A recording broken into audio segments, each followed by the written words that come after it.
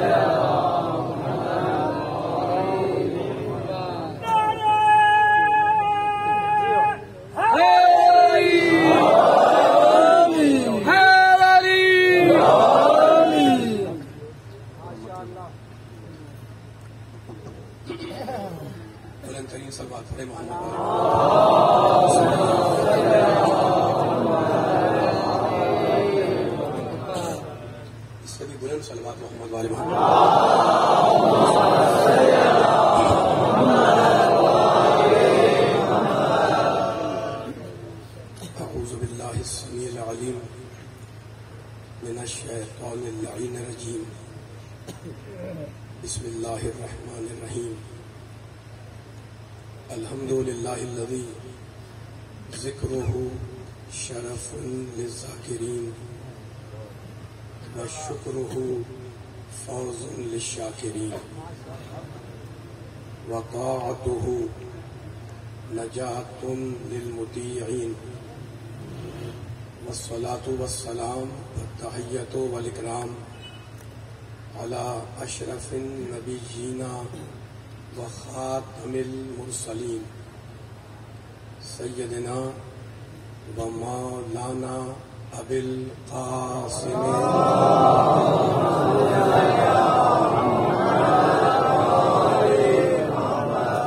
و اہل بیتہ الطیبین الطاہرین المعصومین المظلومین اما بعد فقد قال اللہ سبحانہ وتعالی فی محکم کتابہ المبین بسم اللہ الرحمن الرحیم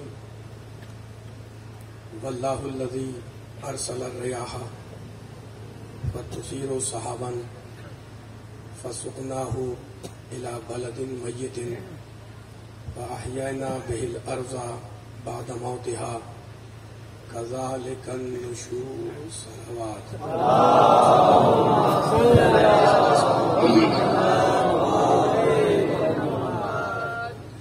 سامعین اکرام حضرات گرامی قدر سورہ مبارکہ فاطر کی 9ویں آیہ کریمہ کی روشنی میں ہمارا سلسلہ بیان آج اپنے تیسرے مرحلے میں داخل ہو رہا ہے۔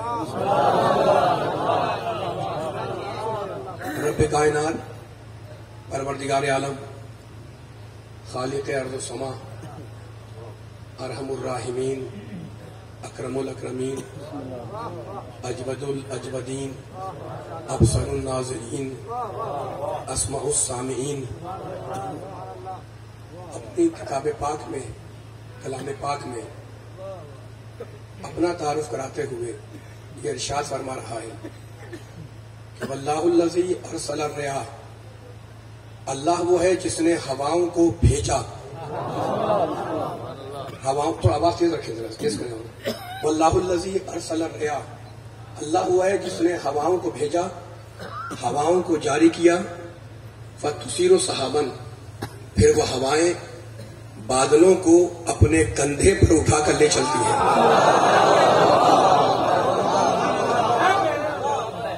فَسُقْنَاهُ إِلَى بَلَدٍ مَيِّتٍ، بس آواز ایسی رکھیے گا، کم نہ کریے گا۔ فَسُقْنَاهُ إِلَى بَلَدٍ مَيِّتٍ، پھر ہم ان ہواؤں کے ذریعے ان بادلوں کو ہانکا کر لے جاتے ہیں مردہ زمین کی طرف۔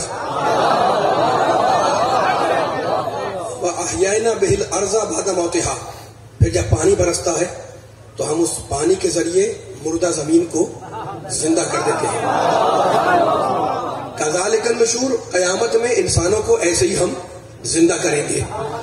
عزیزوں، یہ آیت قرآن مجید کی میں نے پہلی تقریر میں بھی عرض کیا تھا کہ دعوت فکر دے رہی ہے ہر انسان کو کہ اگر انسان مظاہر فطرت میں غور و فکر کرے، سورج، چاند، آسمان، زمین، ستارے، سیارے، کواکب، ثوابت، ان میں اگر غور کرے اللہ کی بنائی ہوئی مخلوقات میں، تو اسے اندازہ ہوگا کہ یہ پوری کائنات ایک درس گاہ ہے توحید سے قیامت تک۔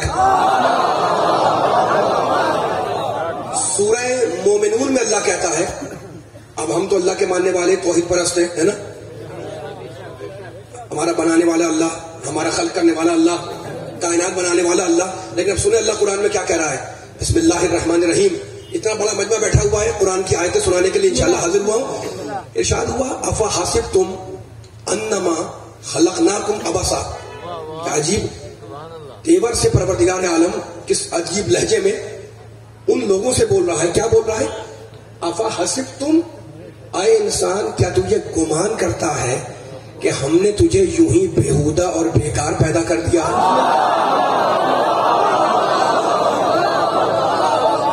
افا حسبتم انما خلقناکم عبثا، کیا ہم نے تمہیں ایسی عبث، بیکار، بےہودہ، بے فائدہ خلق کر دیا؟ وَأَنَّكُمْ إِلَيْنَا لَا تُرْجَعُونَ، اور کیا تو ہماری بارگاہ میں پلٹایا نہیں جائے گا؟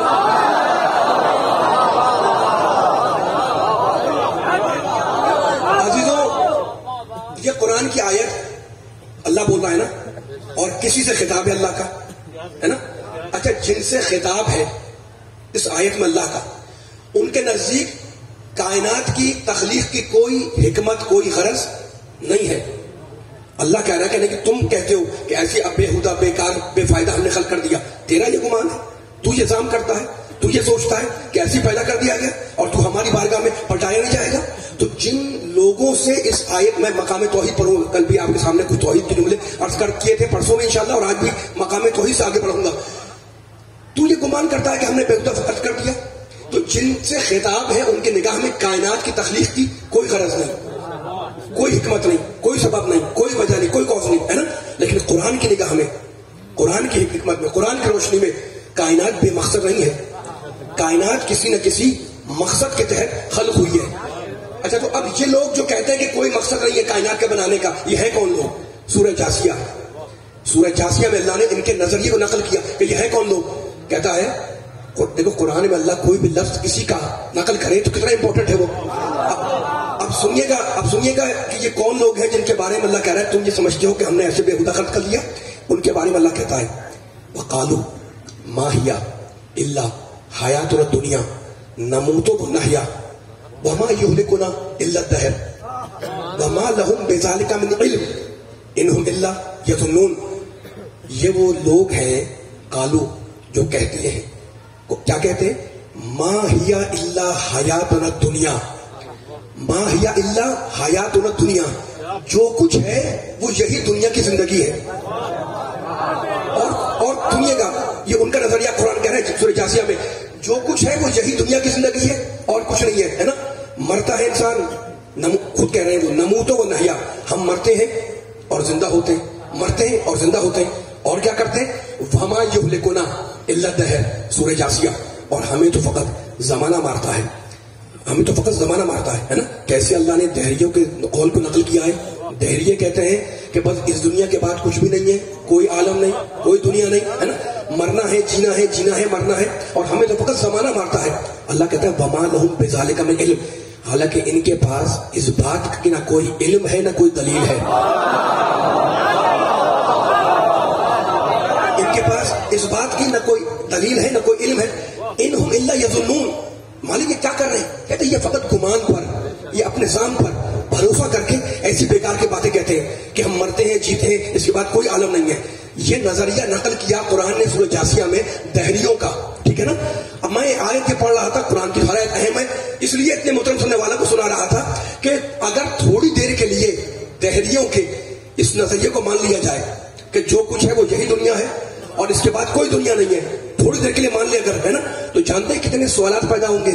میں صاحبان فکر سے خطاب کر رہا ہوں، میں اب دہریے سے پوچھ رہا ہوں کہ تم یہ کہتے ہو کہ دنیا کے بعد کچھ بھی نہیں ہے، ہے نا، बस यही दुनिया है, मरना है जीना है, मरना है जीना है, जमाना मार देता है। अगर यही सब दुनिया है तो मैं धैर्य से पूछ रहा हूं कि फिर अगर इसके बाद कोई फारस पूछ नहीं है, कोई पूछ पूछ नहीं है, कोई सवाल जवाब नहीं है, तो फिर जरूरी क्या है कि इंसान किसी कानून की पाबंदी करे?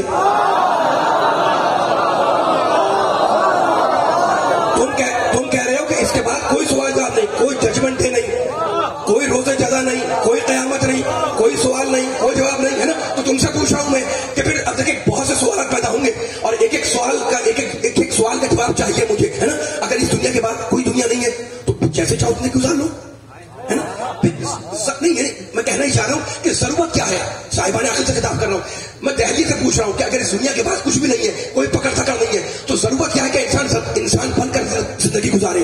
भाई जैसे चाहे जिंदगी गुजारे, जानवर बन जाए, हैवान बन जाए।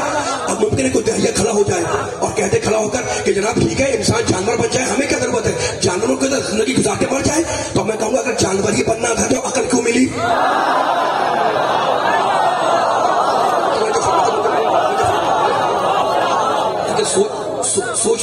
सोचने का मकाम है, ये हुज्जत बातनी है अकल। मैं जुमला कहना चाह रहा हूं, बारीक मरहले से आपको गुजार रहा हूं मैं, है ना?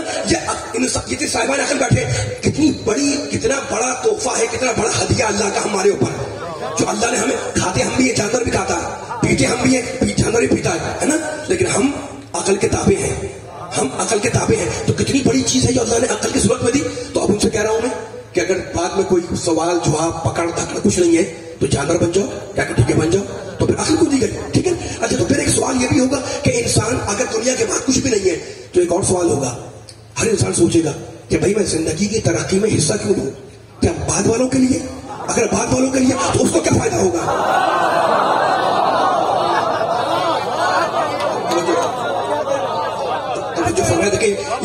ये मौजूआत हैं जो मिंबर से बयान करने के हैं और मैं हिम्मत करके आपके सामने बयान कर रहा हूं। इसलिए साहिबान फिक्र बैठे में 2 दिन से मुझे बड़ी बेजारी सुन रही। ये सवाल जहन में आ गए आपके? अगर कोई सवाल, कोई जवाब, कोई आलम उस दुनिया का नहीं है तो फिर जरूरत क्या इंसान तरक्की में हिस्सा ले, दुनिया में आगे बढ़ता रहे, है ना? अगली नस्लों के लिए तो उसको क्या फायदा होगा? वो तो मर गया, खत्म हो गया, है ना? तो अगर दहरिये के नजरिए को माना जाए तो ये सारे सवालात तशनए जवाब रह जाएंगे और इनमें से एक का भी जवाब नहीं मिल पाएगा, है ना? कि इंसान क्यों खा रहा है, क्यों जी रहा है, तरक्की क्यों कर रहा है, इल्म क्यों सीख रहा है। अगर दहरिये की बात को माना जाए तो ये सारे सवालात जवाबात इनके तशनए जवाब रह जाएंगे। लेकिन इसके बिल्कुल बरखिलाफ अगर कुरान के नजरिए यौमुद्दीन को माना जाए,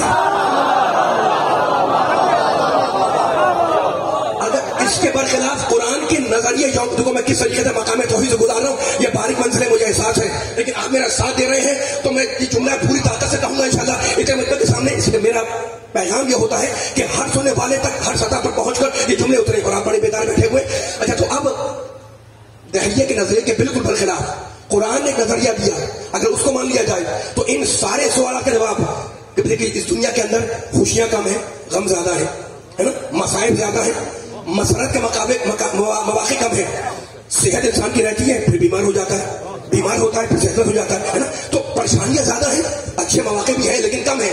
तो अगर दुनिया फकत यही है और कुछ नहीं है बाद में तो सारे सवालात रह जाएंगे, जवाब नहीं मिल पाएंगे। लेकिन इसके बरखिलाफ कुरान ने एक नजरिया दिया, नजरिया यौमुद्दीन। अब वो नजरिया क्या है वो कुरान की जबान में सुने। वमा अदराका मा यौमुद्दीन, वमा अदराका मा यौमुद्दीन। अल्लाह कहता है तुम क्या जानो कि यौमुद्दीन क्या है? मेरा साथ देते रहे, सुम्मा मा अदराका मा यौमुद्दीन। फिर सुनो, फिर गौर करो, तुम क्या जानो कि यौमुद्दीन क्या है? यौमा ला तमलिकु नफ्सुन लिनफ्सिन शैआ वल अम्र यौमाइज़िन लिल्लाह।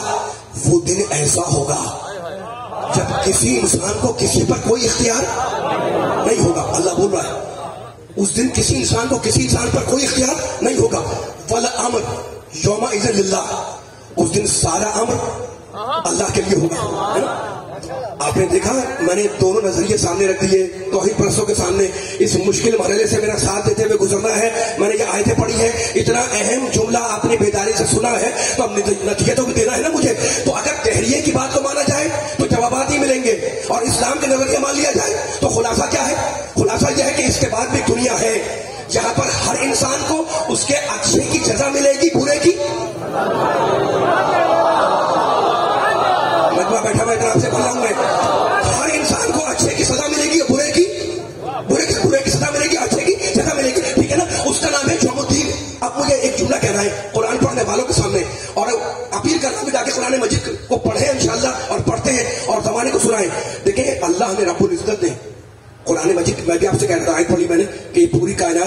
درس گاہ ہے توحید سے قیامت تک، ہے نا.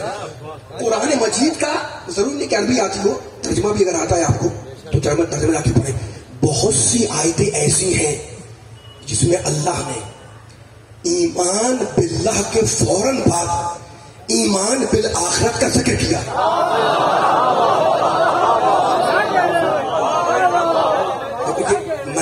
میں نے مذاق میں جملہ یہ نہیں کہا ہے، میں نے آپ کے سامنے اپنا جملہ نقل کیا، دہریے کا قول نقل کیا، اور پورے دہریے کا قول نہیں، قرآن کی جو آیت ہے وہ نقل کیا آپ کے سامنے، ہے نا. قرآن میں اللہ نے بہت سے مقامات پر جہاں پر اپنے ایمان کا ذکر کیا کہ مجھ پر ایمان لاؤ، اس کے فوراً بعد کیا تھا کہ آخرت پر ایمان لاؤ. اس کا مطلب سمجھ میں آیا؟ اس کا مطلب یہ ہے کہ روز جزا پر ایمان لانا دراصل ایمان باللہ کا منطقی نتیجہ ہے.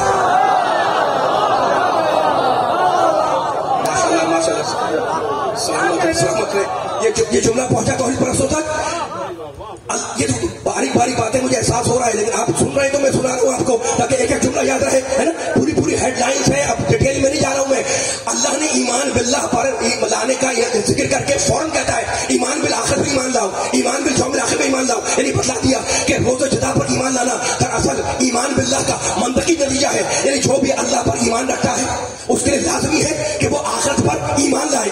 دونوں کو ساتھ رکھ دیا، اللہ پر ایمان آخرت پر ایمان، اللہ پر ایمان آخرت پر ایمان. تو پوری تقریر کا خلاصہ اب تک کے جملوں کا خلاصہ یہ ہے عزیزوں دوستوں بزرگوں نوجوانوں، خلاصہ یہ ہے کہ پروردگار نے اپنا کوئی عمل بے حکمت قرار نہیں دیا. اس نے کوئی عمل، یعنی ہم کوئی عمل انجام دیں ممکن ہے کہ بے حکمت ہو، بے مصلحت ہو، بے سبب ہو، بے وجہ ہو، لیکن مالک کائنات مالک الملک ہے نا جو قرآن میں کہتا ہے قل اللہم مالک الملک تؤتی الملک من تشاء وتنزع الملک من تشاء وتعز من تشاء وتذل من تشاء بيدک الخیر. جس کی مٹھی میں پوری کائنات ہے اس کا کوئی عمل حکمت سے خالی نہیں ہوتا. اس نے یہ کائنات بنائی تو کوئی نہ کوئی اس کی غرض ہے، کوئی نہ کوئی اس کی توجہ چاروں میں سننے والوں کی، کوئی نہ کوئی اس کی حکمت ہے، کوئی نہ کوئی اس کی غرض ہے، کوئی نہ کوئی اس کا وجہ ہے کائنات بنانے کی. اب کائنات بنانے کی کتنی وجہ ہیں مجھے نہیں معلوم، خدا کرے جملہ پہنچ جائے. قل اللہم مالک الملک تؤتی الملک من تشاء، ہے نا، وتنزع الملک من تشاء وتعز من تشاء وتذل من تشاء. وہ مالک الملک ہے، اس نے کائنات بنائی، بےہودہ نہیں بنائی، بیکار نہیں بنائی، اس کا کوئی نہ کوئی سبب ہے. اب سارے سبب ہمارے سامنے نہیں ہیں، ہم مخلوق ہیں، ہم محتاج ہیں، ہمیں نہیں پتا، لیکن اتنا میں جانتا ہوں کہ اس کائنات بنانے کی ایک غرض خود انسان ہے. خدا کرے یہ جملہ پہنچ جائے. دیکھو بیان کہاں جا رہا ہے، میرے ساتھ دیتے رہیے گا. کائنات بنانے کی پوری غرض ہمارے سامنے نہیں ہے کہ اللہ نے کیوں بنائی، وہ جانتا مالک ہے، لیکن اتنا میں جانتا ہوں کہ اس کائنات کی ایک غرض خود انسان ہے نا. آپ نے یہ کیسے کہہ دیا آپ نے؟ میں نہیں کہہ رہا ہوں، قرآن مجید کہہ رہا ہے. کہاں کہہ رہا ہے؟ سورہ لقمان بسم اللہ الرحمن الرحیم. اب سنیے گا، آیتوں کو پڑھتے ہوئے اپنے موضوع کو جسٹیفائی کر رہا ہوں، دلیل کے طور پر آیتیں بیان کر رہا ہوں تاکہ میں اپنے جملوں کو مستدل کرتا ہوں آگے بڑھ جاؤں. سورہ لقمان میں کہتا ہے الم تروا ان اللہ سخر لکم ما فی السماوات وما فی الارض واسبغ علیکم نعمہ ظاہرۃ وباطنۃ ومن الناس من یجادل فی اللہ بغیر علم ولا ہدی ولا کتاب منیر. تھکنا نہیں ہے، میرا ساتھ دیتا ہے. الم تروا ان اللہ سخر لکم ما فی السماوات وما فی الارض. یہ ترجمے کروں گا آیتوں کے تب تو ہم نتیجے سے قریب ہوں گے. اب جلدی ترجمہ کر دوں. اللہ کہتا ہے کہ تم نے نہیں دیکھا کہ ہم نے زمین اور آسمان کی ہر شے کو انسان کے لیے مسخر کر دیا. سلامت رہے، مولا آباد رکھے، آباد رکھے، مولا آباد رکھے. اٹھتے ہوئے ہاتھوں کو توحید پڑھ رہا ہوں، یہ توحید کے ماننے والے بیٹھے ہوئے. الم تروا ان اللہ سخر لکم ما فی السماوات وما فی الارض. کیا تم نے نہیں دیکھا کہ ہم نے زمین میں جو کچھ بنایا انسان کے لیے مسخر کیا، ہم نے آسمان میں جو کچھ بنایا وہ انسان کے لیے مسخر کیا. وہ کیا کمال کی جملہ ہے. واسبغ علیکم نعمہ، اور ہم نے اپنی نعمتیں تم پر برسا دی. ارحم الراحمین، اکرم الاکرمین، اجود الاجودین، افضل الناظرین. ہم نے اپنی نعمتیں تم پر برسا دی، ہے نا، ہم نے اپنی نعمتیں تم پر برسا دی. تو کیا کہا اللہ نے؟ زمین میں جو کچھ ہے وہ تمہارے لیے ہے نا، ہم نے آسمان میں جو کچھ رکھا وہ انسان کے لیے مسخر کیا. یہ سورہ لقمان کی آیت. اور اب سورہ نحل پوری آیتیں پڑھا. وسخر لکم اللیل والنہار والشمس والقمر. ہم نے چاند بنایا انسان کے لیے، سورج بنایا انسان کے لیے، زمین زمین بنائی انسان کے لیے, آسمان بنایا انسان کے لیے, ہم نے سب کچھ بنایا انسان کے لیے. تو پروردگار تو نے سب کچھ بنایا انسان کے لیے, انسان کو کس لیے بنایا؟ اللہ اکبر. آج آگے فیصلہ ہو جائے گا. سلامت ہے, سلامت ہے. یہ چل رہا ہے نبی کے چاہنے والے توحید بول کر میں خطاب کر رہا ہوں. میرے سامنے مواعظ بیٹھے ہوئے ہیں, میرے جملے ظاہر نہیں ہوگا انشاءاللہ. ہم نے زمین میں جو کچھ ہے تمہارے لیے بنایا, آسمان میں جو کچھ ہے تمہارے لیے بنایا ہے نا. پھر کہتا ہے وہ سخرا لکم لیل والنہار, وہ شمس والقمر, ہم نے لیل و نہار بنائے تمہارے لیے. چاند کو مسخر کیا انسان کے لیے, سورج کو مسخر کیا انسان کے لیے, دن کو مسخر کیا انسان کے لیے, رات کو مسخر کیا انسان کے لیے. تو پوری کائنات بنی انسان کے لیے. مالک انسان کس لیے بنا؟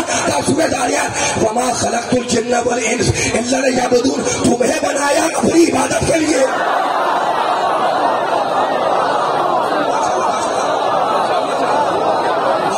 مولا بات رکھے, سلامت ہے سمجھنے کو. مولا نظر بس سے بچا ہے, توجہ چاہ رہا ہوں میں. اب تاریخی جملہ آ رہا ہے, اپنے گھروں کو میرے ساتھ کرو.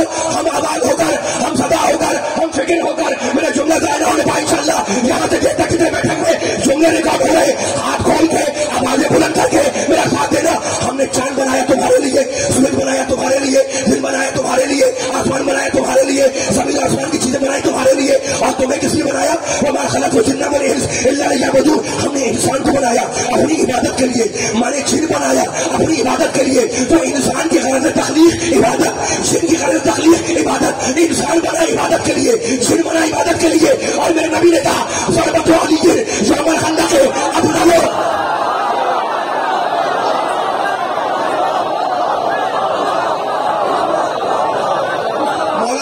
مولا سلامت رکھے, ضربت علی یوم الخندق افضل. میرے عبادت ثقلین, یہ ہاتھ اللہ کرے بلند رہے.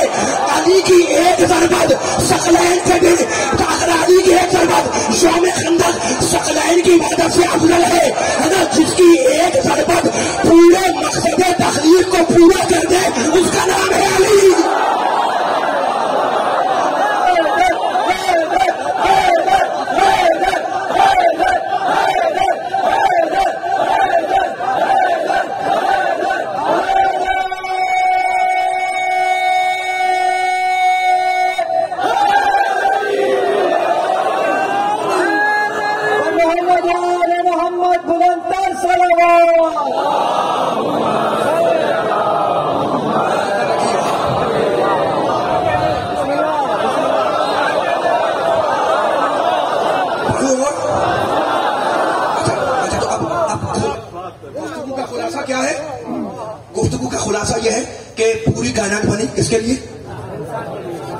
انسان کے لیے.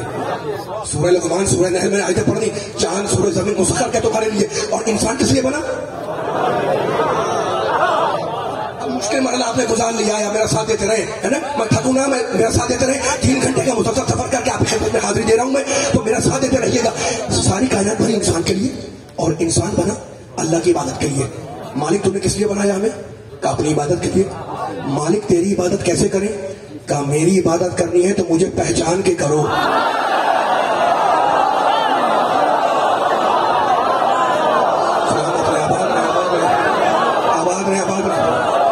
زمانہ دیکھے توحید پرستوں کو, یہ توحید بیان ہو رہی ہے. آپ کے ذریعے پیغام دے رہا ہوں, جہاں جہاں میری آواز جا رہی ہے یہ ہے مقام توحید. میں مقام توحید سے باہر نہیں جا رہا ہوں, ٹھیک ہے نا. اب پروردگار تو نے کائنات بنائی, چاند سورج بنایا کا انسان کے لیے, سب مسخر کر دیا. استفادہ کرو, شب توانائی سے استفادہ کرو, زمین سے استفادہ کرو, آسمان سے استفادہ کرو, فضاؤں سے گھڑاؤں سے استفادہ کرو. اور لیکن مالک تو نے کس لیے بنایا انسان کو؟ کہ اپنی عبادت کے لیے. جن بنایا اپنی عبادت کے لیے, انسان بنایا اپنی. کیا ہے چیک کریں سورہ ذاریات, وما خلقت الجن والانس الا لیعبدون. میں نے تمہیں بنایا اپنی عبادت کے لیے. مالک تیری عبادت کیسے کرے؟ کہ میری عبادت کرنی ہے تو مجھے پہچان کے کرو. آپ نے یہ مرحلہ طے کر لیا نا, میں لمحہ بلمحہ قدم بقدم آگے بڑھ رہا ہوں. مالک تیری عبادت کیسے کرے؟ کہ میری عبادت کرنی ہے مجھے پہچان کے کرو. مالک تجھے کیسے پہچانے؟ کہ مجھے پہچاننا ہے تو مجھے میرے ناموں سے پہچانو.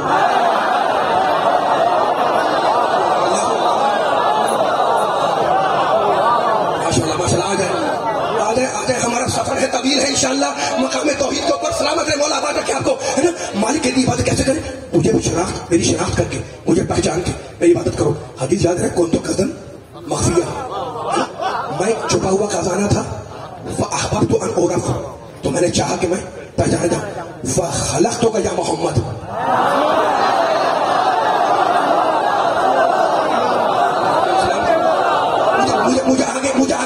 مجھے آگے جانا ہے مقام توحید سے، مجھے آگے جانا ہے. جتنا میں نے بیان کرنا تھا بیان کر دیا، لیکن سنے. اچھا تو مالک تجھے کیسے پہچانے کا؟ میرے نام سے پہچان. خود قرآن میں کہتا ہے. کہاں کہتا ہے؟ سورہ بنی اسرائیل 17واں سورہ، جا کے آیت چیک کریے گا. بسم اللہ الرحمن الرحیم. اللہ بول رہا ہے، ارحم الراحمین بول رہا ہے، اکرم الاکرمین بول رہا ہے. قل ادعوا اللہ عبید الرحمن. رسول میرے بندوں سے کہہ دو کہ چاہے اللہ کہہ کے پکارو، چاہے رحمان کہہ کے پکارو.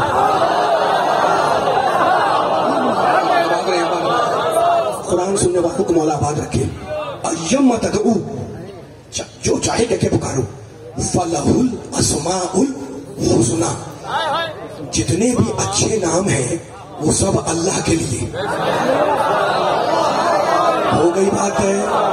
جتنے آواز آ رہی ہے میری، جتنے بھی اچھے نام ہیں وہ سارے اللہ کے لیے ہے نا. اب ناموں پر تو بات ہوگی، لیکن میں ذرا ناموں کی 2 قسمیں بیان کر دوں تاکہ بات آگے بڑھ جائے.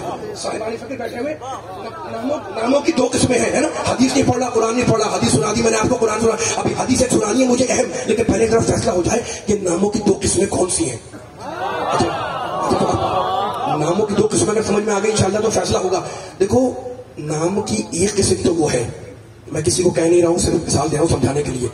نام کی ایک قسم تو وہ ہے جو ہم اور آپ رکھتے ہیں، یعنی مخلوقات ہے نا.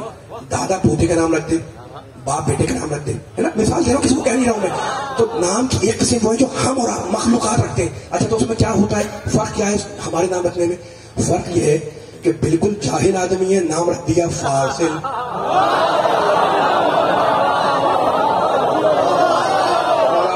پہنچا نہیں پہنچا، میں کسی کو کہہ نہیں رہا ہوں، نام رکھ دیا جناب فاضل صاحب آ رہے ہیں بالکل جاہل.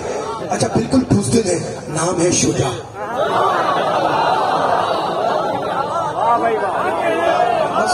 فکر آگے بڑھ گئی ہے، فکر آگے بڑھ گئی ہے. صاحب تھکے نہیں، میرا ساتھ دیتے رہے ہے نا. نام رکھ دیا بالکل ہی حرکتیں بالکل فاسقوں جیسی، اور نام ہے عادل.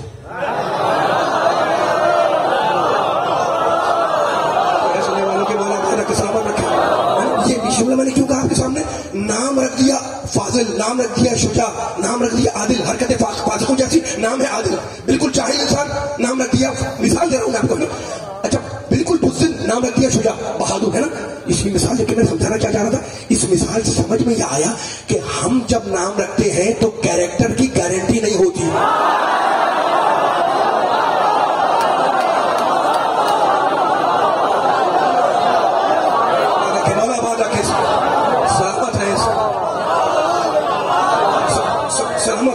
کسی کا نام فاضل ہو تو کیا ضروری ہے کہ فاضل ہی ہو؟ کسی کا نام شجاع ہو تو کیا ضروری کہ شجاع ہو؟ کسی کا نام عادل ہو تو کیا ضروری کہ وہ عادل ہو؟ ہو سکتا ہے عادل ہو، ممکن ہے فاضل ہو، ممکن ہے عالم ہو، ممکن ہے بہادر ہو، لیکن ضروری نہیں ہے نا. تو اصول کے بنا علی والا بڑا آپ ساتھ دے رہے ہیں میرا جملے طور پہ کٹی کا. یہ مثال میں نے کسی کام کے لیے دی تھی. تو ہم جب نام رکھتے ہیں تو کریکٹر کے کردار کی ضمانت نہیں ہوتی، لیکن جب اللہ کہے کہ میں وہاب،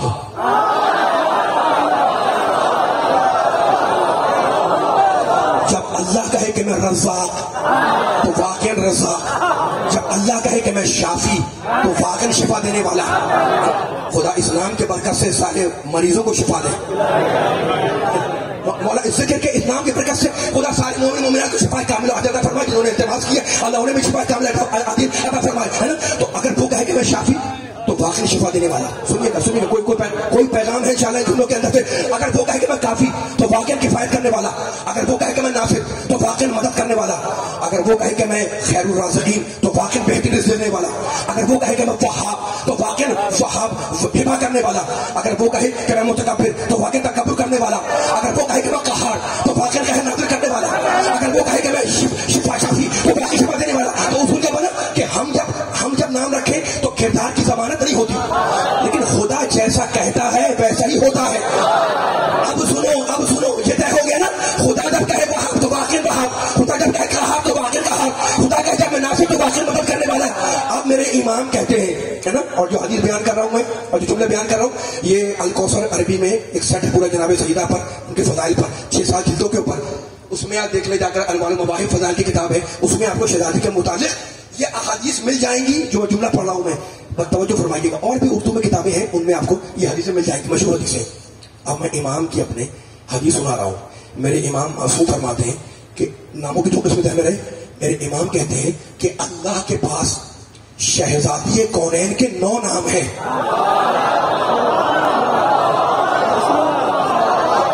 خدا سلامت رکھے, مولا ان مجمع کو سلامت رکھے. شہزادی کے 9 نام ہیں اللہ کی امدیت میں, اللہ کے پاس. آپ نے نہیں کہا, یہ آپ نے نہیں کہا, انہوں نے نہیں کہا, میں نے نہیں کہا, عالم نے نہیں کہا, مفسر نے نہیں کہا, محدث نے نہیں کہا, محدث نے نہیں کہا. یہ امام کہہ رہے ہیں کہ اللہ کے پاس شہزادی کے 9 نام ہیں. اور سجدہ کے ماننے والوں کو نام سنا دوں. امام کہتے ہیں کہ ان 9 ناموں سے ایک فاطمہ, صدیقہ, مبارکہ, طاہرہ, زکیہ, راضیہ, مرضیہ, محدثہ, زہرا.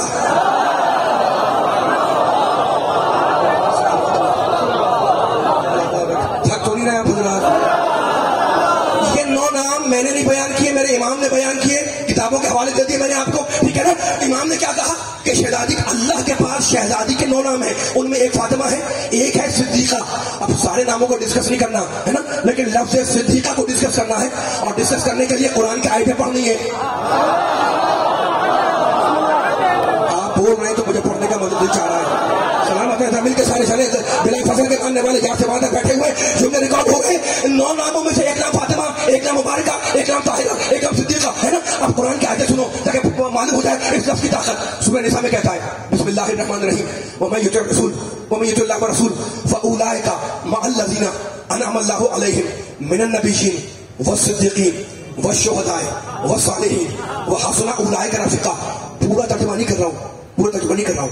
اللہ کہتا ہے جن پر ہم نے اپنی نعمتیں اتاری وہ نبی بھی ہے, صدیق بھی ہے. وَمَن يُطِعِ اللَّهَ وَالرَّسُولَ فَأُولَئِكَ, جا کے دیکھیں سورہ نساء میں, مَعَ الَّذِينَ أَنْعَمَ اللَّهُ عَلَيْهِمْ, جن پر ہم نے اپنی نعمتیں نازل کی. وہ کون ہے وہ؟ من النبیین والصدیقین, وہ نبی بھی ہے, صدیق بھی ہے. اچھا تو طے ہو گیا کہ وہ نبی بھی ہے, صدیق بھی ہے. مالک نبی تو نبی ہوتا ہے, پروردگار مالک الملک نبی تو نبی ہوتا ہے. یہ صدیق کون ہے؟ سورہ مریم 19واں سورہ. فوری رزلٹ آ جائے گا, میں آہستہ ہو گیا ہوں لیکن آپ کا ذہن آمادہ ہے انشاءاللہ, تو نتیجہ خود نکالیے گا. سورہ نساء میں کہتا ہے جن پر نعمتیں اتری وہ نبی بھی ہے, صدیق بھی ہے.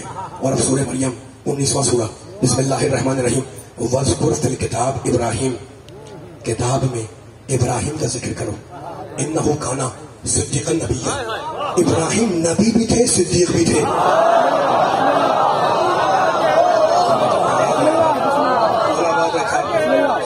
سلامت رہے, پوری طاقت چاہ رہا ہوں جہاں جہاں آواز جا رہی ہو میری. ابراہیم نبی بھی تھے, صدیق بھی تھے. قرآن نے کہا, میں نے نہیں کہا, ٹھیک ہے نا. اچھا تو اب ابراہیم نبی ہے, ابراہیم صدیق ہے, اللہ بول رہا ہے.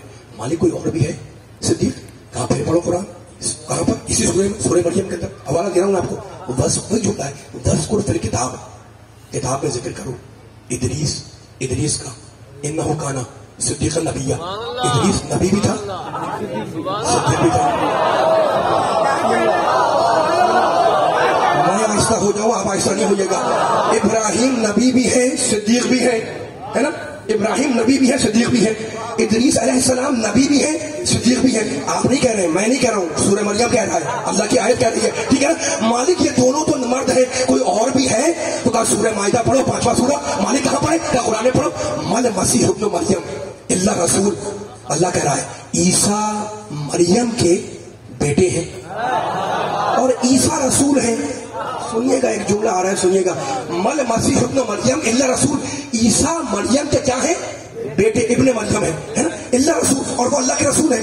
عجیب جملہ کہا اللہ نے. اس کے بعد کہتا ہے قد خلت من قبلہ الرسل, اور عیسیٰ سے پہلے بہت سے رسول گزر چکے تھے.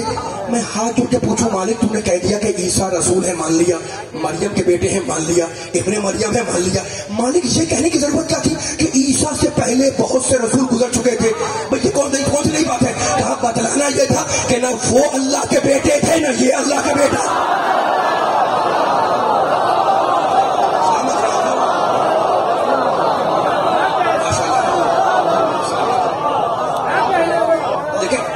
موضوع سے جڑا ہوا ہوں, مقام توحید ختم نہیں ہوا.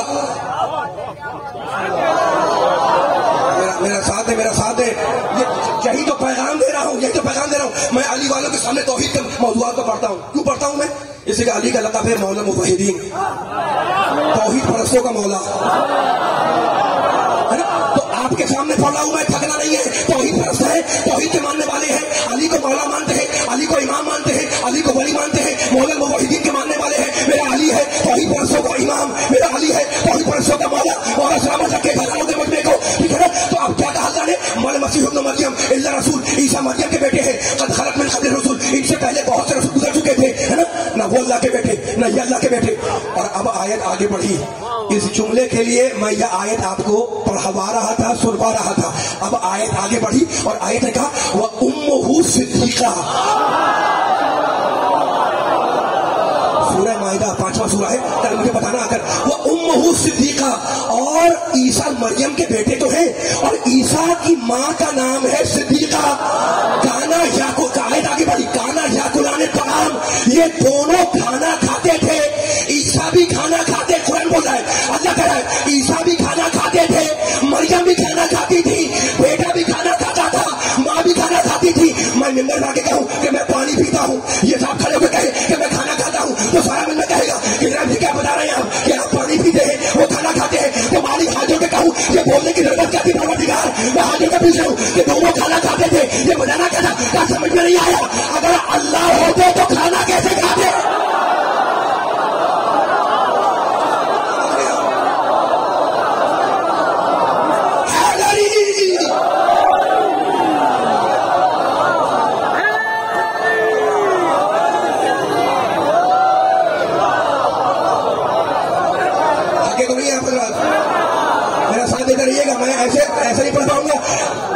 میرا ساتھ دیے گا، ٹھیک ہے. مقام توحید ہے، میں آگے پیچھے نہیں جا رہا ہوں، بہت تفصیل نہیں کرنا ہے. توحید سننے والوں کو مولا آباد رکھے. مولا سلامت رکھے. مسائل مجھے آنے میں بہت طویل بیان نہیں کرتا ہوں، ٹھیک ہے نا. لیکن بیان کو ابھی آگے لے جانا ہے مجھے. یہ جملے ضائع ہو جائیں گے خدا نہ خواستہ اگر میں آگے کا جملہ نہ بیان کروں. اچھا تو کیا کہا ہے قرآن نے؟ کانا یاکلان الطعام، سورہ مائدہ 5واں سورہ. عیسیٰ مریم کے بیٹے، عیسیٰ رسول، ان سے پہلے بہت سے رسول گزر چکے تھے، ہے نا. تو امہ صدیقہ، اور ان کی ماں کیا ہے؟ صدیقہ. قرآن بول رہا ہے نص سے کانا یاکلان الطعام، یہ دونوں طعام کھاتے ہیں، یہ دونوں کھانا کھاتے ہیں. عیسیٰ بھی کھانا کھاتے ہیں، مریم بھی کھانا کھاتے ہیں، ٹھیک ہے نا. تو عیسیٰ کی ماں کا نام کیا ہے قرآن میں؟ صدیقہ. یہ علی والوں سے پوچھ رہا ہوں، نبی والوں سے پوچھ رہا ہوں، سیدہ کے ماننے والوں سے پوچھ رہا ہوں. عیسیٰ علیہ السلام پر ہمارا سلام، حضرت مریم علیہ السلام پہ ہمارا سلام، دونوں معصوم ہیں. لیکن اللہ کہتا ہے وہ امہ صدیقہ، عیسیٰ کی جو ماں ہے ان کا نام ہے صدیقہ. اور میرے امام نے کہا کہ شہزادی کا ایک نام ہے صدیقہ. تو مریم بھی صدیقہ، عیسیٰ کی ماں بھی صدیقہ، کیا دونوں میں کچھ فرق ہے یا برابر ہے؟ تو میرے امام سے پوچھو. میرے امام نے کہا کہ مریم اپنے زمانے کی عورتوں کی سردار ہے اور فاطمہ ہر زمانے کی عورتوں کی.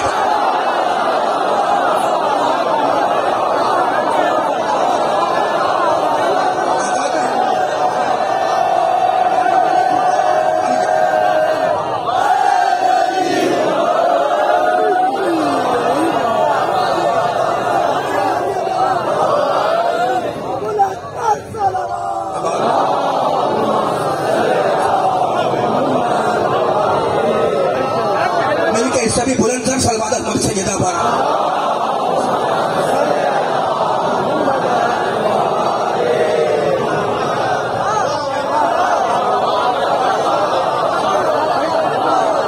پڑھوں اور پڑھ رہا ہوں آپ کے سامنے اور دل کھول کے پڑھ رہا ہوں میں. میرا ساتھ دیتے رہیے گا دل کھول کر، نہ میں بخل کروں نہ آپ بخل کریں. اس لیے سنانا ہے زمانے کو مقام توحید پر. اب توحید سے ختم کرتے ہوئے میں فضیلت کے گروپ میں لے کے آ گیا ہوں. سننے والوں کو ٹھیک ہے نا، فضائل سننے والے میں بیٹھا ہوا ہے. کل بھی آپ کے سامنے فضیلت پہ جملہ کہا تھا میں نے، آپ جملے کو سنبھالیے گا. کانا یاکلان الطعام، یہ دونوں کھانا کھاتے تھے. پورے تقریر کا جوہر نکال کے دے رہا ہوں، پوری مجلس کا نچوڑ نکال کے دے رہا ہوں. کانا یاکلان الطعام، یہ دونوں کھانا کھاتے تھے، مریم بھی اور عیسیٰ بھی، ہے نا. تو اگر اللہ ہوتا کھانا کیسے کھاتے؟ وہ امہ صدیقہ، اور ان کی ماں کا نام ہے صدیقہ، مریم ہے صدیقہ. مریم اپنے زمانے کی،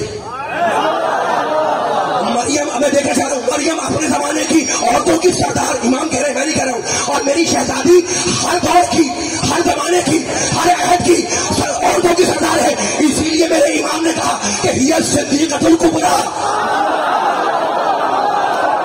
اللہ اکبر، اللہ اکبر. اب جو قیامت آنے والی ہے وہ پوری کلیجے کی طاقت لگا نوجوانوں میں ہے نا. میرے امام نے کیا کہا؟ ہی صدیقۃ الکبریٰ. جو سامنے بیٹھے ہیں خاموش نہیں ہونا. میری شہزادی کا لقب ہے صدیقہ نہیں ہے، فقط صدیقہ کبریٰ ہے. کبریٰ کہتے ہیں جو سب سے بڑی ہو، اکبر کہتے ہیں جو سب سے بڑا ہو. میرے نبی کی حدیث یاد آئی. میرے نبی نے کہا تھا لولا علی لم یکن لفاطمہ کفر. اگر علی نہ ہوتے تو فاطمہ تھا، کوئی حمزہ نہ ہوتا. فاطمہ اگر صدیقہ کبریٰ ہے تو علی صدیق اکبر ہے.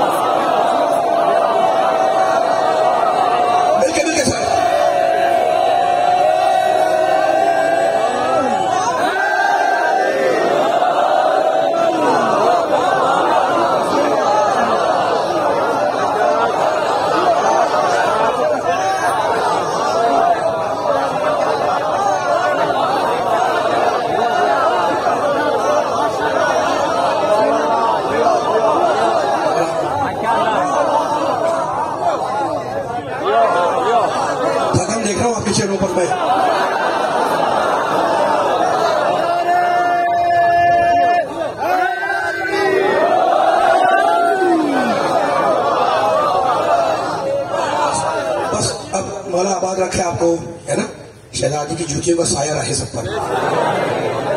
اچھا اب میں توحید پڑھ رہا ہوں، نبوت پڑھ رہا ہوں، امامت پڑھ رہا ہوں، شہزادی کے فضائل بیان کر رہا ہوں. کسی بات بھی تھوڑے سے کہ مسائل کی طرف آ جاؤں گا. لیکن اب میرے سامنے لوگ بیٹھے ہوئے نبی کا ذکر سننے والے ہے نا. مسلمانوں کا مجمع ہے، نمازیوں کا مجمع ہے.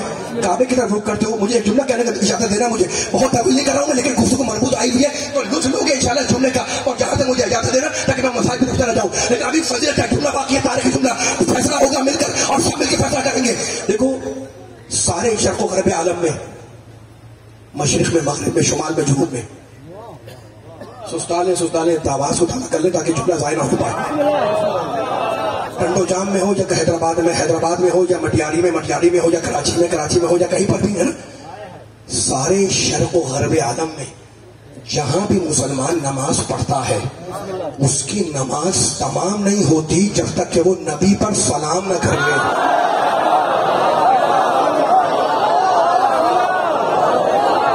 اجازت دے رہا ہوں میں آخری آدمی تک کی بیداری دیکھنا چاہ رہا ہوں میں. کچھ جملے ہوتے ہیں جو مجمع خود پڑھواتا ہے نا. میں نے پڑھنا تو پڑھ دیا، میرا ساتھ دیتے رہیے گا. سارے شرق و غرب عالم میں، مشرق میں، مغرب میں، غلط تو نہیں کہہ رہا، شمال میں، جنوب میں ہے نا، جہاں بھی مسلمان نماز پڑھتا ہے جب نماز تمام کرنے لگتا ہے تو کہتا ہے السلام علیکم ایھا النبی. نبی آپ پر ہمارا سلام ہو. ٹھیک ہے نا. اب میں ایک سوال کرنے کی جرات کر رہا ہوں، اجازت کر رہا ہوں. سارے مسلمانوں سے فضا میں جاتے ہو، خالی یہاں سے لاہور نہیں، لاہور سے ایران نہیں، ایران سے عراق نہیں، یہ فضا میں جاتا ہے انسان تو کیا نماز ثابت ہو جاتی ہے؟ نہیں. فضا میں جائے تو حکم یہ ہے کہ زمین کی طرف رخ کر کے نماز پڑھے.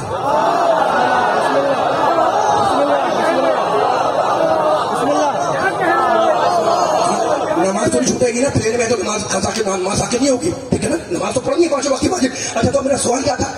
سوال یہ تھا سارے مجمع سے، بس اب میں نے اجازت لے لی آپ سے کہ جناب جب ہر مسلمان مشرق کا ہو یا مغرب کا، خشکی میں ہو یا تری میں، بحری ہو یا بری، جنگل میں ہو یا صحرا میں، گھر میں ہو یا گلستان میں، گاؤں میں ہو یا شہر میں، مسجد میں ہو یا اپنے محلے میں، جب ہر جگہ سے نبی پر سلام ہو رہا ہے تو پھر مدینے جا کر سلام کرنے کی ضرورت کیا ہے؟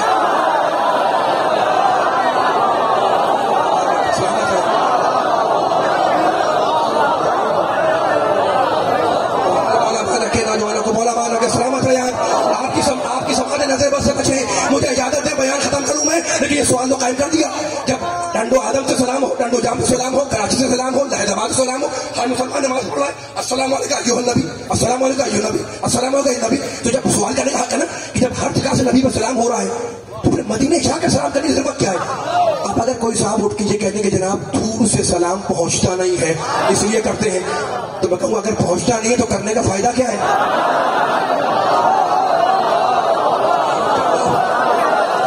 فیصلہ آپ کو کرنا ہے، آپ کے ذہن آمادہ ہے. میں تو جملے ملا رہا ہوں، نتیجہ خود نکالے. جب ٹنڈو کو جام سے سلام کر رہے ہو نہیں پہنچتا ہے، اگر کوئی کہتے تو میں پوچھوں گا نا حق رکھتا ہوں کہ میں کر کیوں رہے ہو، ہے نا. اس لیے لاکھوں کروڑوں करोड़ों अब तक जा चुके और जाके आ चुके, आपके जानने वाले भी गए होंगे और आए होंगे, आप भी गए होंगे और आए होंगे। आने के बाद लाखों करोड़ों में से किसी ने यह दावा किया कि मैं हुजूर पाक से मिलकर आ रहा हूं?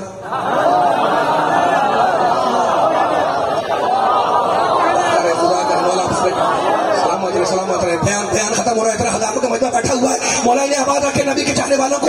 सवाल है ना, लाखों करोड़ जा चुके, आ चुके, कुछ आपके मिलने वाले, कुछ मेरे मिलने वाले, किसी ने आके ये खबर नहीं दी कि मैं मदीने गया था और हुजूर पाक से मिलकर आ रहा था, है ना। अब कुछ आपने जरा मैंने ख्वाब में देखा था, तो भाई ख्वाब में देखने के लिए मदीना जाना शर्त थोड़ी है। जुमला बहुत जाना खत्म करो। ख्वाब में बेजार है ना, ख्वाब में जाने के लिए कोई मदीने जाना शर्त थोड़ी है। ख्वाब में आप रंडो अजाम में देख सकते हैं, कराची में देख सकते हैं, लाहौर में देख सकते हैं, ख्वाब में जाने के लिए वहां जाना शर्त थोड़ी है। सवाल मेरा फिर वही काम है कि जब हर जगह से नबी पर सलाम हो रहा है तो मदीने जाकर सलाम क्यों करते हो, है ना। तो आप अगर मुसलमान से पूछे कि भाई यहाँ से सलाम पहुंचता नहीं क्या, तो मुसलमान कहेगा नहीं नहीं, ये तो हमारा अकीदा है कि अगर हम सलाम यहाँ से भी करें तो वहां पहुंच जाता है, लेकिन अपने घर से सलाम करना और है और उनकी ड्योढ़ी पर जाकर सलाम करना और है। यानी ये हर मुसलमान मानता है कि हमारी मेहनत रायगा नहीं जाती, लेकिन अपने घर से सलाम करना और है, मस्जिदों मेहराब में बैठकर सलाम करना और है, टंडो आदम से सलाम करना और है, टंडो जाम से सलाम करना और है, कराची से सलाम करना और है। उनके घर पर जाकर जो सलाम करने की अजमत है वो न अपने घर में है, न अपने शहर में है, न महल्ले में है, न जंगल में है, न सहरा में है, न खुशकी में है, न तरी में है। इसलिए लाखों का सरमाया लुटाता है मुसलमान ताकि ये शरफ चाहे जाके हासिल करे। अब समझ में आया मुसलमानों कि लाखों का सरमाया लुटाया जाता है कि नबी के दर पे जाकर उम्मती सलाम करे, उम्मत वालों पहचानो वो दरवाजा कैसा होगा जहां नबी जाके सलाम करे।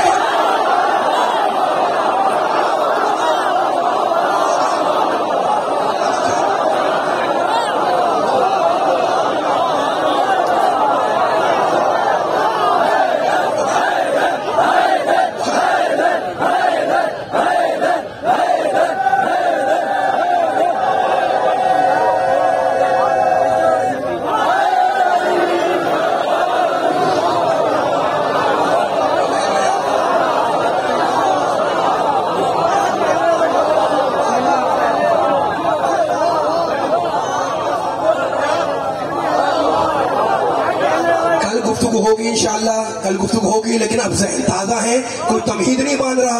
नमाज का जिक्र है ना, नमाज का जिक्र है और कुरान में अल्लाह कहता है कद नरा तकल्लुब वजहिक। तवज्जो करना, जुमला हल्का नहीं जाए, पूरी जैसा कोई बेदार रहा है मजमा, ये बेदारी रहे। आखिर कलमात है, मैं आपका मुंह देख के पढ़ रहा हूँ मैं, है ना। अल्लाह कहता है दूसरे पारे में कद नरा तकल्लुब वजहिक फिस्समा फलनुवल्लियन्नका क़िबलतन तर्ज़ाहा फवल्लि वजहका शतल मस्जिद हराम वहैसु मा कुंतुम फवल्लु वुजूहकुम शतरा। एक जुमले में फैसला करता हूँ, पूरा तर्जुमा भी नहीं करूंगा। रसूल हम तुम्हारे अल्लाह बार बार आसमान की तरफ चेहरा करने को देख रहे हैं, फलनुवल्लियन्नका क़िबलतन तर्ज़ाहा। अब हम किबले को वहां मोड़ेंगे जहां तुम्हारी मर्जी होगी। फवल्लि वजहका शतल मस्जिद हराम, हुक्म आया रसूल अपना चेहरा खाने काबा की तरफ करो।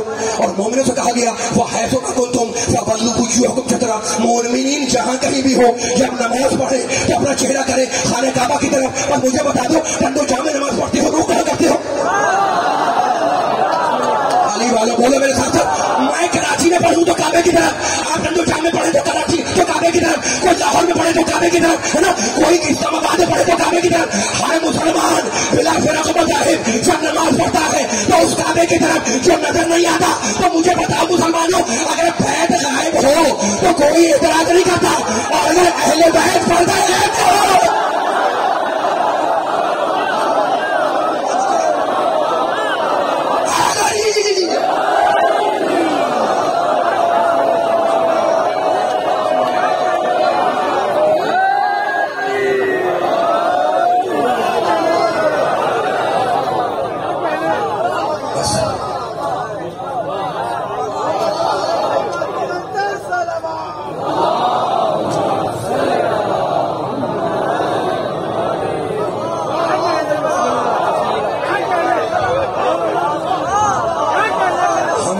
के मानने वाले हैं।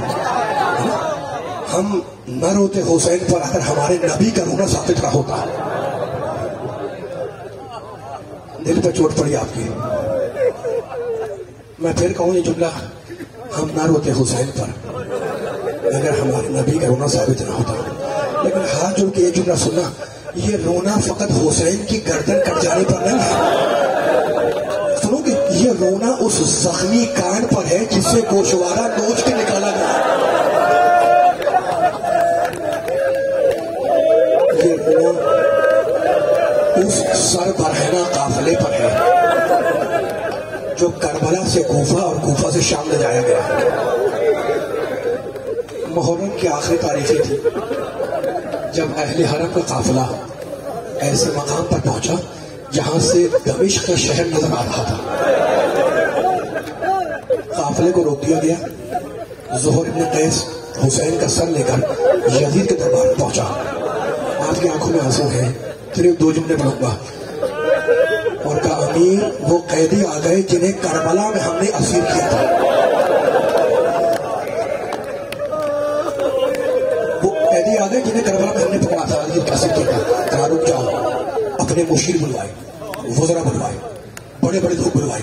جب رونے والوں مشیر آ گئے، وزراء آ گئے، بڑے بڑے لوگ آ گئے تو کہنے لگا کہ بڑے گھرانے کے قیدی آئے ہیں نا. آپ رو رہے ہیں، میرے پاس الفاظ نہیں ہے، خدا آپ کے آنسوؤں کو رومال سیدم لگا دیں. کہنے لگا کہ بڑے گھرانے کے قیدی آئے ہیں. کہا امیر؟ کہنے لگا جب بڑے گھرانے کے قیدی آتے ہیں تو کیا کیا جاتا ہے؟ کہا امیر عوام کو اتنی مہلت دی جاتی ہے کہ وہ اپنے لیے نیا لباس سلوا لیں، گھروں کا رنگ و روغن مکمل کروا لیں، مختل ہے سڑکیں صاف کروائی جاتی ہیں. امیر اتنی مہلت ہو جائے کہ لوگ اپنے لباس سلوا لیں، سڑکیں صاف کروا لیں، شہر کی آئندہ بندی کروا دی جائے. کہا کتنی مہلت درکار ہے؟ کہا 3 ہفتے. مختل. کہا 3 ہفتے بہت زیادہ ہے. کہا اچھا امیر 2 ہفتے دے. یزید نے کہا 2 ہفتے بہت زیادہ ہے. کہا اچھا امیر پھر ہمیں 3 دن کی مہلت دے. کہا جاؤ ہم نے تمہیں 3 دن کی مہلت دی.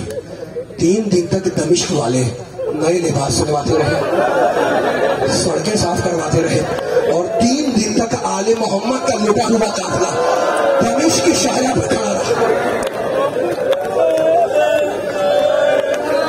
دن کی دھوپ، رات کی شبنم.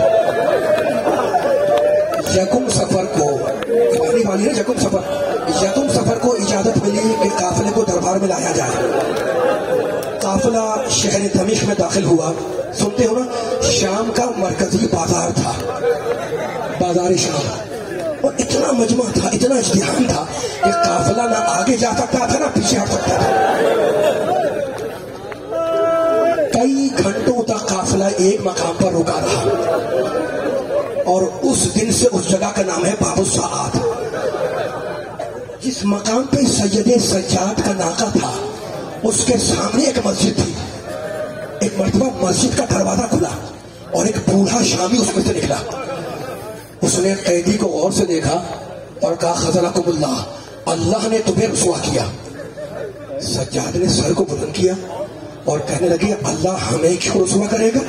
انما یرید اللہ لیذھب عنکم الرجس اہل البیت. شامی گھبرایا، کہا قیدی یہ آیت تو اہل بیت کی شان میں نازل ہو، یہ تو نے آیت کیوں پڑھی؟ سجاد نے دوسری آیت پڑھی، وَيُطْعِمُونَ الطَّعَامَ عَلَىٰ حُبِّهِ مِسْكِينًا وَيَتِيمًا وَأَسِيرًا. شامی پھر گھبرایا، کہا قیدی یہ آیت اس وقت نازل ہوئی جب حسنین نے روزہ رکھا تھا، یہ تو نے آیت کیوں پڑھی؟ سجاد نے تیسری آیت پڑھی، فَقُلْ تَعَالَوْا نَدْعُو أَبْنَاءَنَا وَأَبْنَاءَكُمْ. بوڑھا شامی پھر گھبرایا، کہا قیدی یہ آیت تو مباہلے کے وقت کی ہے، یہ تو ان آیتوں کو کیوں پڑھ رہا ہے جو آل محمد کی شان میں نازل ہوئی؟ اور رونے لگے سجاد، کہنے لگے وہ آل محمد ہم ہی تو ہے. قسم کھاؤ کہ تم آل محمد ہو. سجاد نے قسم کھائی، واللہ مقبل ہے، واللہ نحن اہل بیت محمد، خدا کی قسم ہم محمد کے اہل بیت ہیں. شامی نے ہاتھ جوڑے، کیا مولا میں آپ کو پہچان گیا، آپ میرے حسین کے بیٹے سجاد ہے نا؟ اور وہ کہنے لگے ہاں، کیا مولا میں آپ کو پہچان گیا، مگر اتنا اور بتلا دے یہ بیوی آقا ہے.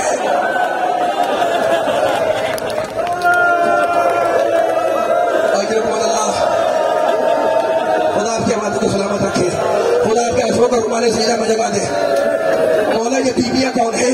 اور لوگ کہنے لگے ارے یہ محمد کی نواسیاں ہیں، یہ فاطمہ کی بیٹیاں ہیں، یہ علی کی بیٹیاں ہیں. شامی نے ہاتھ جوڑے، کہا مولا میں بوڑھا ہو گیا ہوں، یاد نہیں کر سکتا، چاہتا ہوں کہ ناقے کے سامنے لیٹ جاؤں کہ ناقہ مجھے کچلتا ہوا گزر جائے. کہا شامی ایسا کیوں چاہتا ہے؟ کہا مولا ایسا اس لیے چاہتا ہوں کہ جب قیامت کا دن ہو اور میرے رسول کے سامنے جاؤں تو ان سے کہہ سکوں کہ یا رسول اللہ میں نے دنیا میں بڑے گناہ کیے لیکن آپ کی بیٹی زینب کی صورت ہے.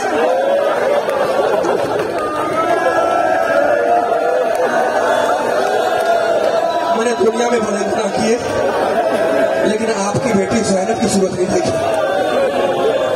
اس وقت سجاد کہتے ہیں، دیکھو سجاد نے کہا تھا نا الشام الشام الشام.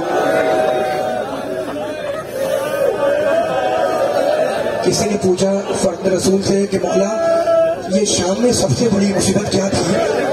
کہنے لگے اتاؤنا بحبال وربطونا کالاغنام. سب سے بڑی مصیبت یہ تھی کہ کچھ رسیاں لائی گئی اور ہمیں مویشیوں کی طرح سے باندھ دیا گیا. کسی کا گلا، کسی کی کلائی، کسی کا بازو، کسی کے پاؤں اس شام سے دربار کی طرف لے کر چلے. رو چکے آپ، بس آخری جملہ سننا. اس وقت سجاد کہتے ہیں بڑے حاکم کے دربار میں جانا ہے نا، سارے قیدی گھبرائے ہوئے تھے، سب پر روک داری تھا، بڑے حاکم کے دربار میں جانا ہے. سجاد کہتے ہیں اس وقت میں نے اپنی پھوپھی اماں کا جلال دیکھا.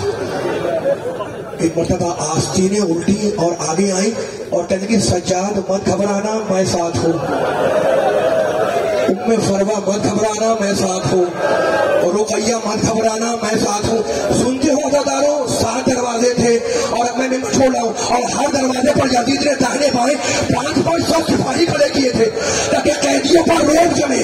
اور میری بیوی ایک ایک کو سمجھا کے لے جا رہی تھی مت گھبرانا سکینہ میں ساتھ ہوں، سجاد مت گھبرانا، زینب ساتھ ہے، ام سلمہ مت گھبرانا میں ساتھ ہوں. پہلا دروازہ گزرا، دوسرا گزرا، تیسرا دروازہ گزرا، چوتھا دروازہ گزرا. میری شہزادی ایک ایک کو سمجھاتی لے جا رہی تھی. رونے والے جب 7واں دروازہ آیا جس کے بعد دربار تھا تو میری بیوی دربار میں جانے سے پہلے زمین پر بیٹھ گئی.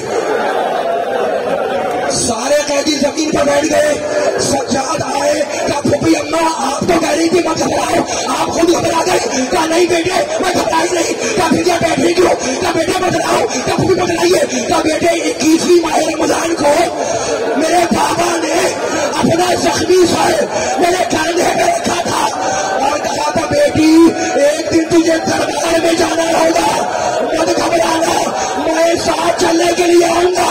تو سجاد میں اپنے بابا کا